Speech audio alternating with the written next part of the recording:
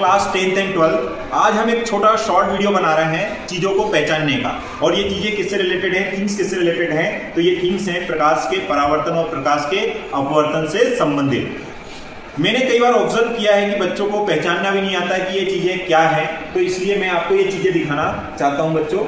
ये इस टाइप का दर्पण, ये जो दर्पण है जो प्रकाश का परावर्तन के लिए संबंधित है, ये सिंपल फॉर्म में है, समतल है, इसलिए ये प्रकाश का परावर्तन दर्शाने के लिए दर्पण का नाम हम बोलेंगे समतल दर्पण। ये दर्पण आपको हर कहीं भी मिल जाएगा आपके घरों में। आप सुबह जब तैयार होते हैं स्कूल आने के लिए, तो जिस मिरर में, जिस दर्पण में आप देखते हैं, मोस्ट प्रोबेबली ये दर्पण कौन सा होता है? समतल दर्पण। देखिए समतल दर्पण का ये परावर्तक पृष्ठ है और ये पीछे वाला पॉलिश्ड पार्ट है। मतलब ये वाला पृष्ठ को हम क्या बोलेंगे बच्चों?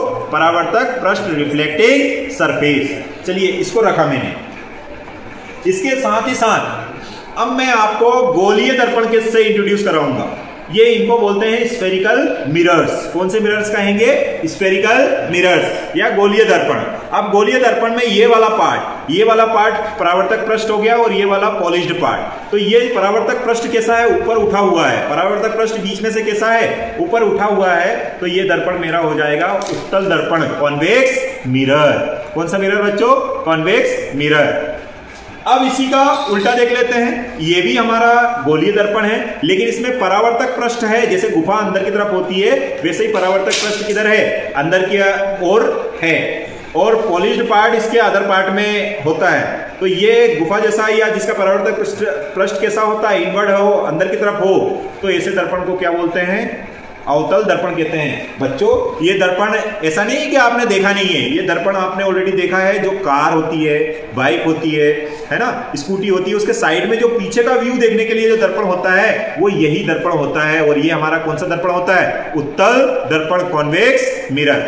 और ये वाला दर्पण नहीं देखा क्या? ये भी देखा है बच्चों आपने। और ये क्या होता है? जो हेडलाइट लगी रहती है ना कार की, बाइक की, है ना, उसमें जो अंदर वाला जो लगा रहता है, जिसमें बल्ब लगा रहता है, और वो लाइट को क्या करता है?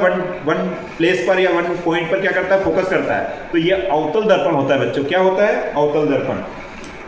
इसके साथ ही साथ ये मैंने अभी 3 चीजों को आपको इंट्रोड्यूस करवाया है। ये प्रकाश के परावर्तन को प्रदर्शित करती है, लेकिन अभी मैं 3-4 चीजें और दिखाऊंगा आपको जो प्रकाश के अपवर्तन को दर्शाएगी। किसको दर्शाएगी? अपवर्तन को। जिसमें सबसे पहले मैं ये कांच का गुटका, या हम इसको बोलते हैं ग्लास स्लेब, इसके बारे में बताऊंगा। तो ये एक रेक्टेंगुलर शेप के नुमा होती है और इसको हम बोलते हैं कांच का गुटका, कांच का टुकड़ा, या हम कह सकते हैं ग्लास स्लेब। देख लीजिएगा, इसको बोलते हैं ग्लास स्लेब। चलिए, ज्यादा हमें ये किसके लिए जरूरत पड़ेगी? प्रकाश के अपवर्तन के लिए। इसके साथ ही साथ मैं एक चीज और आपको दिखाऊंगा जिसको हम बोलते हैं प्रिज्म। क्या बोलते हैं बच्चों? प्रिज्म। ये कांच से बना हुआ है, इसलिए हम इसको कांच का प्रिज्म कह सकते हैं। कांच के प्रिज्म में ये वाला पार्ट हमारा त्रिभुजाकार होता है, ये वाला पार्ट भी त्रिभुजाकार होता है, और ये लगभग ये 3 भाग जो होते हैं वो आयताकार होते हैं। लेकिन चीजों का, इस डिवाइस का नाम क्या है? प्रिज्म।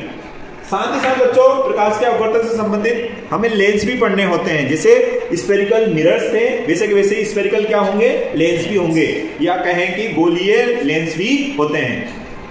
तो गोलीय लेंस में एक लेंस ये है जिसमें इसके जो अंदर वाला पार्ट है, मतलब मिडिल वाला पार्ट है, वो थिन होता है, पतला होता है, और इसकी जो एजेस होती है वो कैसी होती है? ठीक होती है। तो ये वाला जो लेंस होता है इसको अवतल लेंस बोलते हैं। कौन सा लेंस बोलते हैं? अवतल को हिंदी में, इंग्लिश में हम क्या बोलते हैं? Concave lens. कौन सा लेंस? Concave lens. अब ये इसी का भाई बताता हूं बच्चों, है ना। इसका जो सेंटर, मतलब मिडिल में जो पार्ट होता है वो थिक होता है, मतलब मोटा होता है, और एजेस पर ये क्या होता है? थिन होता है। तो ये कौन सा लेंस हो जाएगा?